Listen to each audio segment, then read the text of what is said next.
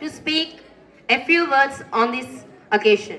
Class శ్రీయుత గౌరవనీయులైన ప్రథమాచార్యులు గారికి మరియు వేదికను అలంకరించిన మన ముఖ్య అతిథులకు మరియు ఉపాధ్యాయ బృందానికి విద్యార్థులందరికీ శుభ మధ్యాహ్నం.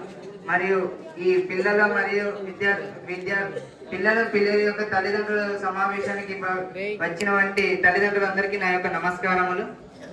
మనం ఈ కార్యక్రమం మనం ఎందుకు ఇప్పుడు పెట్టుకున్నామంటే, మనం గత చాలా సంవత్సరాల కంచె మనం చూసుకున్నట్లయితే మన డైట్ చార్జెస్ అనేటివి పెంచుతామని అవి చెప్పి అవి పెండింగ్ లోనే ఉండిపోయాయి. కానీ ఇప్పుడు వాటిని రేవంత్ రెడ్డి గారు అమల్లోకి తేవడం ద్వారా మేము పౌష్టికాహారం తినడం జరుగుతుంది. రోజు మంచిగా రోజుకు గుడ్డు, ఫలము మరియు నెలకు 4 సార్లు చికెన్ తింటున్నాం, నెలకు ఒకసారి మటన్ తింటున్నాం. మంచి పోషకాహారం లభిస్తుంది మాకు. మరి కొత్త ప్రభుత్వం వచ్చిన సంవత్సర కాల వ్యవధిలో మేము గమనించింది ఏంటంటే, మాకు మంచి విద్య పట్ల మాత్రం మంచి ముందు స్థానంలో ఉన్నాం మేము. మరియు క్రీడా రంగంలో కూడా మేము మంచి ముందు స్థానంలో ఉన్నాం.